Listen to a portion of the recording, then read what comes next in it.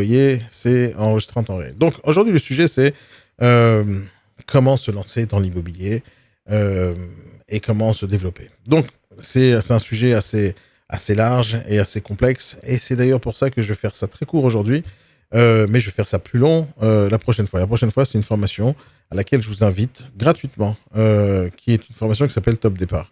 Et là, je vais rentrer un peu dans le détail de ce qui va se passer dans cette formation, pourquoi elle est si importante que ça. Donc, c'est une formation qui a duré quelques heures et je la propose à tous les négociateurs qui se lancent dans l'immobilier, qui se sont lancés dans l'immobilier ou qui n'ont pas encore atteint les 100 000 euros de chiffre d'affaires. La barre des 100 000 euros de chiffre d'affaires, elle est critique. En réalité, c'est euh, tant qu'on n'a pas atteint les 100 000 euros de chiffre d'affaires annuels et de manière régulière, à mes yeux, on est débutant dans l'immobilier. 100 000 euros, c'est pas beaucoup. Ça représente moins d'une vente par mois. Et tant qu'on ne sait pas faire minimum une vente par mois, parce que c'est pas un objectif, une vente par mois, c'est le minimum. Tant qu'on ne sait pas faire plus que une vente par mois, donc 12 minimum à l'année, et qui pourrait représenter 100 000 euros, on est encore débutant. On ne sait pas faire grand-chose. Et il y a beaucoup de négociateurs qui se lancent dans l'immobilier. Aujourd'hui, on peut le regarder sur Internet. Il y a des millions de personnes qui... Enfin, pas des millions, j'exagère toujours un peu. Il y a des milliers d'annonces de recrutement en immobilier, beaucoup d'agences immobilières, beaucoup de réseaux mandataires. Et tout le monde se lance dans ce métier comme si c'était la ruée vers l'or, comme si c'était un nouveau métier, comme si c'était une nouvelle carrière possible. Mais en réalité, on ne sait pas exactement ce qu'il y a derrière l'immobilier. On ne sait pas ce que ça veut dire de travailler dans l'immobilier. Alors, on pourrait critiquer toute la journée le fait que les gens cherchent à recruter tout le temps des négociateurs et des commerciaux. Je ne vais pas critiquer ça, parce que c'est quelque chose d'important, il faut le faire. Par contre, ce à quoi il faut faire attention, c'est de bien lire les annonces. Parce qu'il y a recruter et recruter. Quand vous lisez les annonces, par exemple, on recrute des négociateurs en immobilier, et de l'autre côté, ils vont vous écrire dans le texte devenez entrepreneur, devenez votre propre patron, vous allez pouvoir réussir. Alors ça, c'est un mensonge, il faut faire gaffe parce que c'est pas ce qui va se passer. Euh, Ce qui est très important pour les nouveaux négociateurs qui se lancent, et ça, c'est quelque chose que personne ne leur explique, c'est que ce métier est complexe. Il y a beaucoup de choses à savoir. Il y a beaucoup d'expérience à accumuler pour pouvoir réussir dans ce métier. Et il faut avoir beaucoup de compétences. Et je vois tous les jours dans notre école de formation, tous les jours dans nos réseaux immobiliers, tous les jours au recrutement, je fais ça depuis des années. J'ai recruté des milliers de négociateurs. Je sais exactement ce qu'ils ont en tête et je sais exactement comment ça se passe au final dans leur vie s'ils n'ont pas choisi le bon chemin pour les bonnes raisons. C'est-à-dire de décider de travailler dans l'immobilier, c'est pas fait pour tout le monde. Et pourtant, quand on regarde les annonces immobilières de recrutement, les gens disent venez devenir entrepreneur. Si vous vous lancez dans l'immobilier parce que vous avez état d'esprit d'entrepreneur, c'est bien. Si vous vous lancez dans l'immobilier parce que vous pensez que ce métier, c'est pas un métier, il suffit d'être commercial, c'est bien aussi. Mais maintenant, il faut connaître la différence. Et quand vous vous lancez en tant qu'entrepreneur et vous n'êtes pas un entrepreneur dans l'âme, là, vous vous plantez. Si vous avez décidé de vous lancer dans l'immobilier en tant que commercial et on vous prend pour un entrepreneur, vous allez vous planter aussi. Parce que ça veut dire quoi, en réalité, travailler dans l'immobilier? C'est un mix de plusieurs choses. Et la majorité des négociateurs qui se lancent se plantent parce qu'ils ne connaissent pas ce mix. Je vous donne un exemple. Dans n'importe quelle entreprise qui existe sur la planète, il y a différents postes. Je vous parle des grosses entreprises. Vous pouvez regarder n'importe quelle grosse entreprise que vous connaissez, que vous maîtrisez, et vous verrez que dans n'importe quelle entreprise, il y a le principe d'acheter de la marchandise. C'est-à-dire d'aller trouver des fournisseurs qui vont donner de la marchandise, donc la matière première. Et avec la matière première, donc ça, c'est déjà un job. Le fait d'acheter de la marchandise, c'est un job dans une grande société. Après qu'on a acheté la marchandise, juste avec ce poste ou à côté de ce poste ou dans ce poste, il y a un poste qui s'appelle cost killer. C'est-à-dire que c'est quelqu'un qui va chercher à négocier au plus bas les marges et les coûts pour éviter d'acheter trop cher la marchandise. Une fois qu'on a acheté la marchandise, on l'a bien négocié, à un moment donné, ça va passer à l'usine, ça va passer une transformation, c'est-à-dire qu'on peut acheter de l'or et des diamants, mais à la fin, ça ne fait pas une bague. Donc, la matière première, c'est une chose, et à la fin, il y a le produit fini qu'on va devoir créer à l'usine ou dans des ateliers, etc. Le produit, quand il va être traité, il va être travaillé, il ne va pas encore être un produit fini. Parce qu'à un moment donné, il faut passer par le marketing et réfléchir au nom du produit, réfléchir au prix du produit, réfléchir à l'étude de marché, réfléchir à plein de choses. Et une fois qu'on a pris nos bonnes décisions, à ce moment-là, on va pouvoir décider de le mettre sur le marché. Mais une fois qu'on a décidé de le mettre sur le marché, il faudra le commercialiser. Commercialiser, c'est de la communication. Commercialiser, c'est énormément de choses. Et le marketing, ça fait partie de n'importe quelle entreprise. Mais ce ne sont pas les mêmes personnes qui font le marketing, qui sont aussi les acheteurs et les cost killers de l'entreprise. Donc, être cost-killer, être acheteur, être commercialisateur ou marketeur, c'est pas le même taf. Maintenant, une fois qu'on a commercialisé un produit dans n'importe quelle entreprise, on va devoir le vendre. Donc, on va sûrement l'envoyer dans des boutiques, dans des commerces, et là-bas, il y a derrière le comptoir, il y a un vendeur. Et si jamais il n'y a pas de boutique ou de commerce, on va le vendre en ligne. Mais il faudra le vendre. Et le vendre, ça veut dire être en contact direct avec les acheteurs, être en contact direct avec les clients et d'essayer de surmonter les objections du produit qu'on a à vendre. Pourquoi il est bleu, pourquoi il est vert, pourquoi il est à tel prix et pourquoi on n'est pas comme l'autre concurrent. Donc, on a toujours des objections quand on va essayer de vendre quelque chose. Et une fois qu'on a vendu, à un moment donné, il faut signer le contrat, il faut closer, il faut toucher l'argent, etc., etc. Donc, on voit que dans n'importe quelle entreprise, il y a énormément de métiers. Pourquoi je parle de ça? Parce que dans l'immobilier, c'est la même chose. Sauf au lieu d'avoir plusieurs postes avec plusieurs personnes qui vont travailler avec vous, vous êtes la personne qui allait devoir tout faire. Vous allez devoir chercher les produits à vendre, vous allez devoir les négocier, les faire signer, les négocier à la baisse, les mettre en ligne, faire les photos, commercialiser, marketer, répondre au téléphone, être le standardiste toute la journée pour répondre au téléphone des clients et le SAV. Il faudra faire les visites. Et donc, les visites, c'est la vente. C'est à ce moment-là qu'on fait la vente. À un moment donné, on va réceptionner des offres, on va les négocier et à un moment donné, on va les vendre. Donc, le fait de dire je travaille dans l'immobilier, ça voudrait dire qu'on doit maîtriser énormément de choses, énormément de sujets et de compétences à avoir tout au long de notre carrière qui vont faire que si jamais j'ai les compétences, je vais me développer, je vais vendre plus régulièrement, plus souvent à peut-être une clientèle différente au fur et à mesure du temps. Et si je ne me développe pas et je ne comprends pas tous les aspects de ce métier, je vais maîtriser un seul aspect du métier et je ne pourrai rien faire d'autre. Donc, je vais me limiter à faire les choses que je connais, les choses qui sont assez faciles. Maintenant, quand on veut se lancer dans l'immobilier, on ne connaît pas tout ça. On ne connaît pas. On regarde les autres faire, on regarde des gens gagner de l'argent. On a rencontré un pote qui a vendu un bien, il te raconte qu'il a gagné 20 000 euros de com. Et là, on a les yeux grands ouverts en disant quoi, 20 000 euros de com pour fermer une porte, ouvrir la porte. Et tu penses que le métier, il est facile. Mais en fin de compte, il n'est pas si facile que ça parce que c'est pas ça le métier. Le métier, ce n'est pas d'ouvrir une porte, fermer une porte. Et même si le métier, ce n'est pas que de la prospection, le métier, c'est pas que de vendre, le métier, c'est énormément de choses. Et quand on se lance et on ne connaît pas tout ça, qu'est-ce qui se passe en réalité? Qu'est-ce qui se passe? Ben, on se perd. Et je regarde tous les jours sur les réseaux sociaux, sur différents groupes Facebook, sur différentes plateformes, sur LinkedIn, un tout petit peu partout sur le net. Je vois des gens, des débutants, qui posent des questions de débutants. C'est normal, ils sont débutants. Mais c'est même pas ça le problème. Parce que poser des questions, c'est quelque chose de génial. Le problème, il est ailleurs. Le problème, c'est que les gens posent des questions de débutants à d'autres débutants. Et les autres débutants, ils vont répondre ce qu'ils ont appris d'un autre débutant, d'un parrain, par exemple, ou d'un autre gars qu'il a écouté sur YouTube ou autre. Et donc, personne ne sait exactement la réalité du métier. Personne ne sait. L'autre, il travaille dans tel et tel réseau, il lui dit, nous, chez nous, on a le droit de faire ça. L'autre, il va lui dire, nous, chez nous, on n'a pas le droit de faire ça. Et d'un coup, on ne sait pas quelle est la vraie réponse. Et est-ce que d'abord, il y a une vraie réponse? Est-ce qu'il y a une seule unique méthode? Est-ce qu'il y a une seule unique technique de travail dans l'immobilier? Alors, je vous dis tout de suite, non, pas du tout. Chaque réseau est différent, chaque directeur commercial est différent, chaque méthode, enfin, il y a des tonnes de méthodes, il y a des gens qui réfléchissent à ancienne, des gens qui réfléchissent moderne, des gens qui réfléchissent mandat, des gens qui réfléchissent acquéreur, des gens qui réfléchissent de plusieurs manières différentes. Il y a des gens qui vont investir beaucoup d'argent dans telle et telle pub, d'autres qui vont investir beaucoup plus d'argent dans d'autres trucs. Donc, il y a plusieurs façons de voir les choses. Est-ce que tout le monde a raison ou tout le monde a tort? Non, c'est pas ça non plus. C'est une vision commerciale, c'est une question de concept, c'est une question de plein de trucs. Et quand on ne sait pas dans quoi on rentre, on ne sait pas dans quel métier on rentre, on ne sait pas avec quelle agence on rentre, on ne sait pas comment eux fonctionnent, parce qu'on connaît une seule unique méthode, celle qu'on nous a appris, en réalité, on va se planter aussi parce que ça se trouve, cette méthode n'est pas bonne. Il y a beaucoup d'agences immobilières aujourd'hui en France qui ne fonctionnent pas, qui ne réussissent pas à vendre, qui ont vraiment des grosses difficultés. Et pourtant, ils recrutent. Et le négociateur qui est débutant et qui rentre là-bas, il pense que l'immobilier, c'est pas bien parce que cette agence fonctionne mal.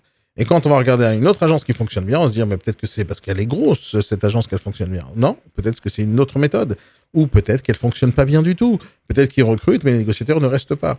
Donc, quand on regarde l'immobilier d'une manière superficielle, c'est-à-dire qu'on ne regarde pas en profondeur ce qui se passe dans l'agence, on ne regarde pas ce qui se passe dans les formations de l'agence elle-même ou du réseau, alors on ne sait pas exactement ce qui va nous arriver dans 6 mois, dans 1 an, on ne sait pas. Quand on vient de commencer, on ne connaît rien du tout à ce métier. Et pourtant, sur les différents réseaux sociaux, je vois beaucoup de débutants qui donnent des réponses de débutants à d'autres débutants, et pourtant, ils affirment que c'est la vérité, c'est la seule façon de faire. Non, c'est pas la seule façon de faire. Il y a plein de méthodes, et surtout, il y a plein de réponses différentes, mais quand on pose des questions, il faut aussi faire un truc simple. savoir qui vous répond, pour savoir si ce qu'il fait, lui, ça marche. Et maintenant, dans l'immobilier, comme dans n'importe quel métier, c'est pas suffisant de copier des gens qui marchent. C'est pas suffisant. Parce que quelqu'un qui fonctionne bien, vous l'entendez parler au téléphone, vous l'entendez travailler, vous pouvez vous imaginer que ce gars, il sait de quoi il parle, parce qu'il parle bien au téléphone. Et vous allez copier sa méthode de travail, et pour vous, ça va pas marcher. Pourquoi ça va pas marcher? Parce qu'il suffit pas de copier des méthodes. Il suffit pas de copier des méthodes. C'est pas la bonne technique de travail, ni d'apprendre un métier, ni de quoi que ce soit. Quelqu'un qui te dit viens faire comme moi, ça va marcher. Celui-là, c'est un menteur parce que c'est pas vrai. C'est pas parce que tu le copies que ça va marcher. Parce que moi, par exemple, je sais dessiner. Si je te donne le stylo et je te dis viens on fait un dessin tous les deux, sauf si tu sais dessiner aussi. Si tu sais pas dessiner et moi je fais un dessin avec le stylo, ben, mon dessin il sera plus beau que le tien. Et là, tu vas dire pourquoi chez toi ça marche et chez moi ça marche pas? Parce que moi je sais utiliser le stylo, toi tu sais pas utiliser le stylo. Mais pourtant c'est un stylo au final. On a tous les deux un stylo et tous les deux on est censé être capable de faire un dessin. Sauf si tu sais pas dessiner, t'as pas la partie artistique dans ta tête, tu peux copier mon dessin, tu peux copier ma façon de tenir le stylo, ça marchera pas non plus. Donc, en fait, qu'est-ce qu'il faut faire en réalité pour pouvoir apprendre ce métier? Apprendre ce métier, il ne faut pas apprendre uniquement des gens qui ont de l'expérience et des gens qui vous disent j'ai fait hier, donc ça marchera demain. Non, c'est pas vrai. Parce que si vous rentrez dans des agences immobilières qui existent depuis 20 ans et 30 ans, vous avez beaucoup de chances, par exemple, de tomber sur des agences qui réfléchissent encore à l'ancienne. Donc, avec beaucoup de papier, avec le fax ou le Minitel, ou qui réfléchissent à l'ancienne, tu les verras pas sur les réseaux sociaux, tu les verras pas communiquer avec de l'automatisation, ils vont te dire, mais non, ça c'est pour les gens. Donc, si tu réfléchis avec des gens qui ont beaucoup d'expérience, eux, ils vont te donner leur méthode qui marchait bien avant, mais qui ne marchera peut-être pas aujourd'hui. Mais ça veut pas dire qu'avec des anciennes méthodes, ça marche pas aujourd'hui. Ici, il y a beaucoup d'anciennes méthodes qui fonctionnent encore aujourd'hui, parce que c'est un métier spécial, l'immobilier, c'est un métier d'humain. On va devoir beaucoup travailler sur notre relation humaine. Donc, l'idée, c'est d'abord de ne pas copier sur les gens qui vont te dire viens faire comme moi. Parce qu'une méthode, elle doit être adaptable à tout le monde. Et quand quelqu'un te dit fais comme moi et tu vas essayer de faire comme lui, ça marche pas. La raison pour laquelle ça marche pas, parce que tu copies le superficiel et tu ne copies pas ce qu'il y a vraiment en profondeur dans sa raison d'être ou dans sa façon de faire.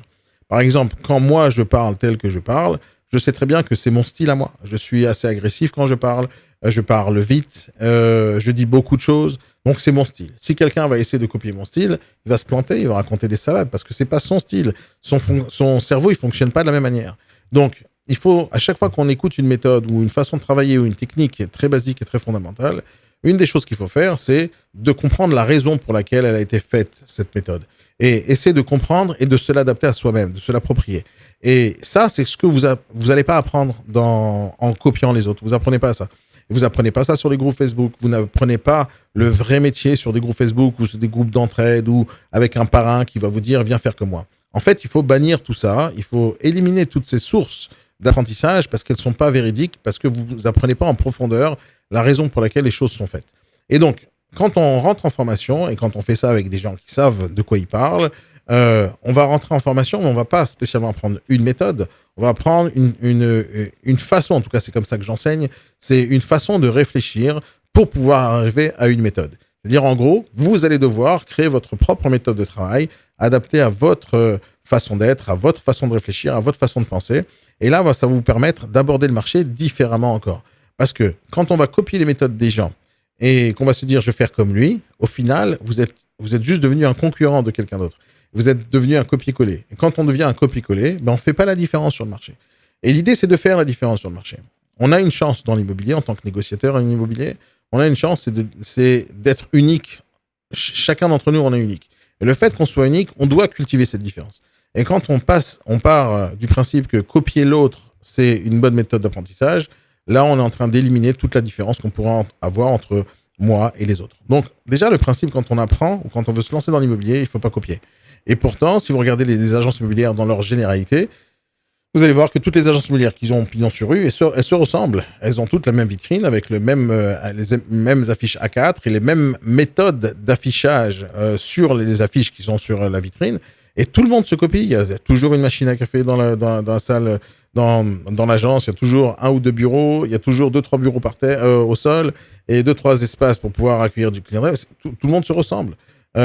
Personne fait un certain effort pour être totalement différent. Parce que ce métier, il a été créé et développé par des gens qui ont juste décidé de faire les choses un peu simples. C'est-à-dire, je vais copier, copier, copier, et je vais faire la même chose chez eux, chez moi. Vu que ça marche chez eux, ça marchera pour moi.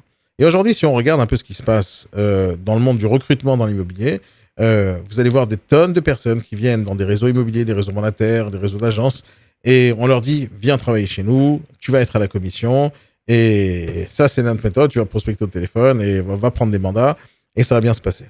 Beaucoup de gens se trompent dans leur façon de travailler parce que personne ne leur a enseigné quoi que ce soit. Et ils ont tous travaillé dans des agences et ils vont tous aller transmettre ce qu'ils ont appris hier. Votre travail à vous, en tant que négociateur qui vous lancez dans le métier, c'est de dire quel est, en fin de compte, le bon chemin à prendre. Quelle est, en fin de compte, la bonne direction que je dois prendre. Qu'est-ce que je dois savoir faire vraiment? Quelles sont les méthodes qui marchent pas, ce qui a été testé 1000 fois, qui ne fonctionne pas? Qu'est-ce que je pourrais faire, moi, de différent? Comment je peux créer ma propre technique de travail dans mon propre secteur avec les différents produits que j'ai envie de vendre? En réalité, si jamais on réfléchit immobilier, on pourrait regarder de loin, sortir un peu de ce monde, prendre un peu de la hauteur, et se dire, voilà, l'immobilier, ça se ressemble, on vend des baraques, tout le monde vend des maisons, et pour tout le monde, c'est la même chose. Sauf que c'est pas vrai. Quand on regarde un bien immobilier, par exemple, si je vends un studio, ça va toucher une certaine clientèle. Donc, par exemple, les locataires qui vont louer des studios, c'est des étudiants, c'est des gens qui veulent avoir un petit pied-à-terre dans un endroit, des gens qui veulent être pas trop loin de leur maison, qui veulent rester une semaine à Paris et après retourner à la campagne. Il y a plein de raisons pour lesquelles quelqu'un louera un studio. Mais dans un studio, on ne mettra pas une famille nombreuse, par exemple. Et donc, dans un studio, on va parler à une certaine clientèle. Mais celui qui va louer le studio, c'est pas la même personne qui va acheter un studio. Celui qui va acheter un studio, en général, ça va être des investisseurs la majorité du temps. Les étudiants, ils n'achètent pas des appartements et des studios. C'est sûrement leurs parents qui leur achètent. Ça ne veut pas dire que de temps en temps, il n'y en a pas un qui achète avec l'argent de son héritage. Mais la majorité du temps, l'étudiant, il n'a pas d'argent. Donc, il va demander ou de l'argent à la famille ou il va louer. Et donc, quand on va vendre un studio, on va parler à des investisseurs. Et donc, le fait que je fasse de l'immobilier, ça ne veut pas dire que je fais de l'immobilier comme tout le monde. Ça veut dire que ma cible que j'ai décidé de viser, que ce soit les investisseurs, les particuliers, les marchands de biens, les promoteurs, les grands comptes, les institutions, chaque cible va me dicter le type de produit que je vais devoir démarcher.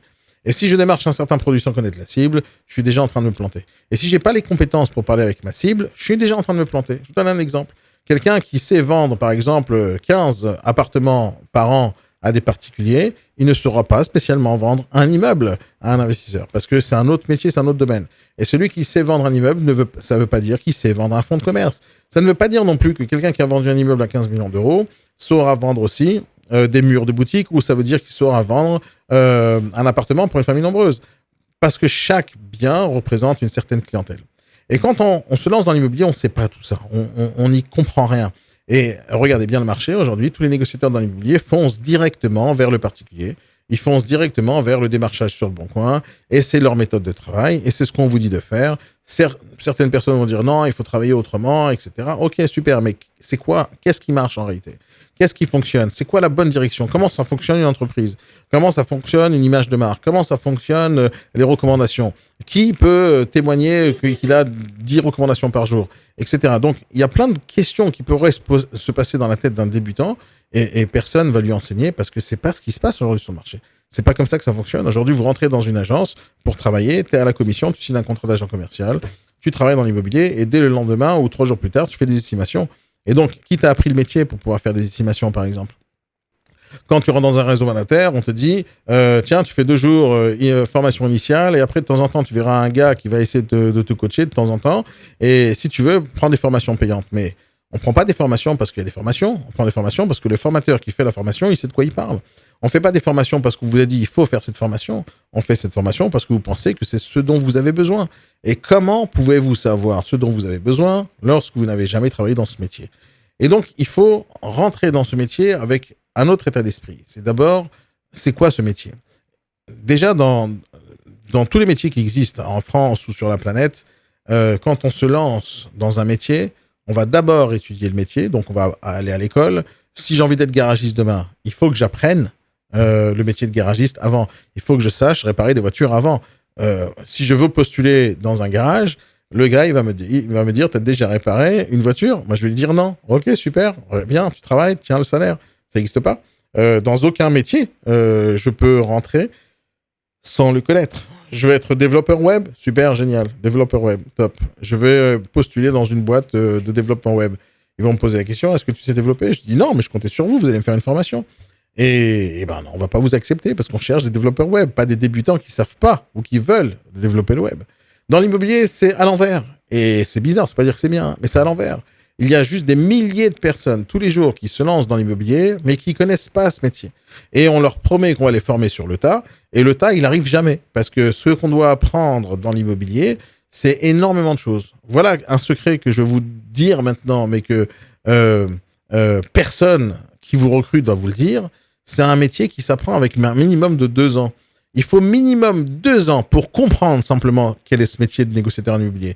Quelles sont les vraies petites astuces, les raccourcis. C'est quoi un notaire? Comment on prépare un dossier? Comment on prépare un dossier vendeur? Comment on prépare un dossier investisseur? C'est quoi un fonds de commerce? Enfin, des tonnes de questions qui vont arriver, dont vous allez avoir les réponses. Mais ça prend minimum 2 ans pour faire des choses, les rater et d'apprendre de ses erreurs et d'arriver à s'améliorer. 2 ans. Et pourtant, aujourd'hui, quand on recrute des négociateurs, enfin pas moi, hein, mais quand certains réseaux recrutent des négociateurs et qu'on leur dit, tiens, prends une formation de 2 jours, c'est bon, tu peux y aller, fonce, tu vas réussir, ça, c'est un mensonge. C'est un mensonge d'État. Et c'est inacceptable pour la majorité des gens. Et pourtant, c'est comme ça que ça fonctionne. Et si vous êtes dans cette situation-là où on vous a dit, viens, rentre, on va t'apprendre le métier, et vous vous êtes lancé avec pas plus que 2, 3, 4 jours de formation, partez du principe que vous ne savez rien du tout sur ce métier et vous êtes dans la mauvaise direction par défaut, parce que personne vous a donné la bonne direction. Et je vous assure qu'il faut beaucoup de temps pour maîtriser ce métier. Si aujourd'hui, il y a des milliers de négociateurs qui rentrent chaque mois dans une agence immobilière ou dans des réseaux mandataires, ce qui est bien, hein, parce qu'il y a plein de gens qui veulent bosser dans ce métier, c'est très bien. Mais il y a aussi des milliers de personnes tous les mois qui arrêtent ce métier. Il y a un turnover énorme. Pour ceux qui ne connaissent pas le terme turnover, c'est le nombre de fois où la fréquence à laquelle les négociateurs rentrent dans un métier et partent. Alors, c'est pas que spécialement pour les négociateurs immobiliers. Dans n'importe quel métier, il y a des turnovers. Sauf il y a des boîtes où le turnover est très lent ou pas, ou inexistant, des gens qui restent 30 ans dans la même société. Dans l'immobilier, la moyenne, c'est moins d'1 an. C'est-à-dire la majorité des négociateurs qui se lancent, c'est-à-dire tous ceux qui vont m'écouter maintenant, si vous vous lancez aujourd'hui dans l'immobilier, vous allez faire partie des 70 à 90% des gens qui vont arrêter l'immobilier dans moins d'1 an. Ça, c'est une énorme stat. Ça, c'est un chiffre qui doit faire peur à tous ceux qui se lancent. Maintenant, ça ne doit pas spécialement vous faire peur si vous prenez les bonnes décisions et la bonne direction. Ce qui doit vous faire peur, c'est pas que vous risquez de faire partie des gens qui vont lâcher l'immobilier dans moins d'1 an. Ce qui doit vous faire peur, c'est ce qui doit vous alerter, c'est qu'est-ce que vous devez faire pour ne pas faire partie de ces 70 à 90%. Et donc, ceux qui lâchent pas l'affaire après 1 an et qui réussissent dans ce métier, qui développent une carrière, et une carrière, c'est pas 1 an, c'est pas 2 ans, c'est pas 3 ans, c'est minimum 10 ans, c'est-à-dire que vous devez regarder en avant devant vous, que dans l'immobilier, faut regarder loin, faut regarder très loin. Et les gens qui lâchent après 1 an, ou avant 1 an, et la majorité c'est dans les 3 premiers mois, c'est parce qu'ils n'ont pas les compétences et on les a pas formés. On leur a dit, écoute, viens dans l'immobilier, c'est sympa, c'est cool, tu vas toucher jusqu'à 100%, jusqu'à 70%, 80%, viens, tu vas devenir ton propre patron, viens, oublie la hiérarchie, etc. Fais ce que tu veux quand tu veux, si tu veux. Ça, c'est un mensonge, parce que c'est pas ça qui va se passer. Et la réalité, c'est que ces personnes-là ne gagnent pas leur vie. Et quand ils gagnent pas leur vie, qu'est-ce qu'ils vont devenir? Ben rien, ils vont arrêter, ils vont se retrouver au Pôle emploi. Moi, c'est pas mon objectif. Toute ma vie, je développe des agences immobilières, enfin toute ma vie. Ça fait 20 ans que je fais ça. Ça fait 20 ans que je recrute des négociateurs, je forme des négociateurs, je les recrute dans mes réseaux, dans mes agences. Aujourd'hui, je fais ça pour beaucoup d'agences immobilières, beaucoup de réseaux immobiliers. Et donc, le recrutement, je sais ce que c'est, mais c'est aussi le suivi des négociateurs, je sais ce que c'est. Et c'est pour ça que j'ai créé une école qui s'appelle IBS Formation, que vous voyez juste en bas de la vidéo. C'est une école de formation qui existe depuis 5 ans maintenant, qui marche terriblement bien. On forme plus de 3000 élèves nouveaux chaque année, ce qui est énorme. Mais c'est pas des personnes qui vont venir sur une journée, ils vont partir. Ce qu'on cherche à faire, c'est d'accompagner les négociateurs de A à Z, depuis le premier jour jusqu'à leur dernier jour dans l'immobilier. C'est-à-dire qu'on va toujours chercher à faire évoluer les compétences. Mais il faut rentrer dans un cursus de formation de A à Z, où je vais apprendre les bases de ce métier, où je vais apprendre absolument tout ce que je veux savoir pour ne pas lâcher ce métier. Parce qu'on lâche le métier la majorité du temps parce qu'on ne gagne pas d'argent. Si les gens étaient payés, ils ne lâcheraient pas le métier. La majorité des négociateurs dans l'immobilier ne sont pas payés, ils n'ont pas de salaire. Ils sont payés à la commission, ce qui est très bien, hein, il n'y a pas de problème avec ça. D'ailleurs, vous allez pouvoir écouter une série de podcasts que j'ai réalisés, il y a à peu près une 12 ou une quinzaine d'épisodes sur le métier de négociateur en immobilier. Vous allez voir ce que je pense de ce métier et comment il faut l'aborder. D'abord, c'est un métier magnifique. Je vais en faire un petit raccourci maintenant, mais c'est un des seuls métiers où on peut gagner beaucoup d'argent et en étant d'une certaine manière autonome si on sait bien bosser, si on sait bien travailler, si on comprend le concept de ce métier et si on prend le temps d'apprendre. Mais si on ne prend pas le temps d'apprendre et on va se limiter à ce qu'on nous donne, c'est pas suffisant. Donc, ce métier, il faut l'apprendre. Il faut l'apprendre sur le tas, mais en même temps qu'on bosse. C'est-à-dire qu'il faut être capable de et travailler et d'expérimenter ce que vous avez appris en école de formation. Et aujourd'hui, ce n'est pas le cas. Ça n'existe pas aujourd'hui en France, ce genre de choses. Donc, moi, ce que j'ai mis en place derrière moi, c'est pour ça que je vous en parle aujourd'hui, c'est que juste en bas de la vidéo, il y a un lien vers une formation gratuite que je fais régulièrement, au moins une fois tous les mois. C'est une formation qui s'appelle Formation Top Départ pour les négociateurs en immobilier. Formation gratuite, vous êtes obligé de rien du tout, ni de payer, ni quoi que ce soit. L'idée, c'est de vous donner la bonne direction. Parce que moi, ce que je veux au final, c'est que ce métier déjà évolue, que ce métier soit mieux vu par les particuliers, par les personnes qu'on démarche, par les investisseurs, par tout le monde, qu'on puisse continuer à faire ce métier, que le minimum de personnes arrêtent ce métier pour négligence ou pour manque de compétences ou pour manque de savoir-être ou de savoir-faire. Donc, moi, je voudrais bien qu'il y ait beaucoup plus de négociateurs dans ce métier qui connaissent mieux leur métier pour qu'on puisse faire plus d'affaires.